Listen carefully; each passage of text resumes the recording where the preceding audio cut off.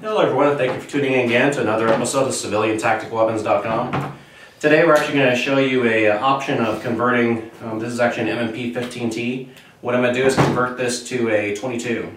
So there's a couple options of how to do this type of conversion. You can do different insert type kits or whatever, which is not the recommended option I would tell you to do. What we're going to do is actually just replace the entire upper with a 22 upper. This is costs a little bit more, but as far as accuracy and keeping your gun in good working order, that's actually the recommended way of doing this.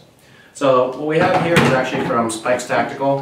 What I've done, and the nice thing about replacing your uppers is you can leave your gun sighted in, because when I'm moving as long as I'm not moving the optics off of the gun, I don't have to worry about re-zeroing in the gun.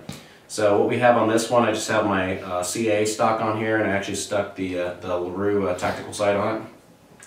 So really, I don't know how many of you have ever done this before as far as removing the upper, but it's actually very simple. Push the pin right through the back, just as if you were breaking the gun apart, and there's just one pin in the front. So all you do is, I actually just use I have a Glock punch tool, sit there with a hammer, knock it right there, pull that out, and you separate the upper. So now I'm going to take that upper off the side. Put the Spikes Tactical one, line up the slots, slide it right through.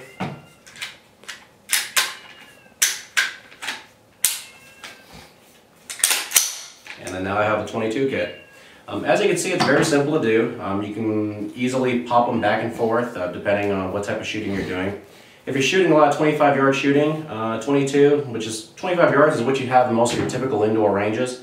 And if you're just taking some friends out shooting, shooting 22 at the cost of 50-60 bucks for a box of 1,000 is a lot cheaper than spending $1,000 bucks on 223, where even Wolf you're looking at $300-400 bucks.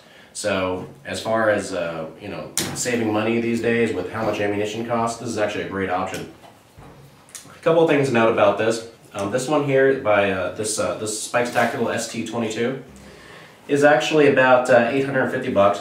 It comes, this one here actually has a Walther barrel upgrades on it. It has the 9-inch Daniel Defense rail system on it. And you can also, of course, put your own additional optics if you want to put iron sights up on this thing. And the manufacturer offers those direct too, so if you want to have this all directly from the manufacturer with the iron sights, you can pay a few bucks extra, but it'll all be set up that way for you.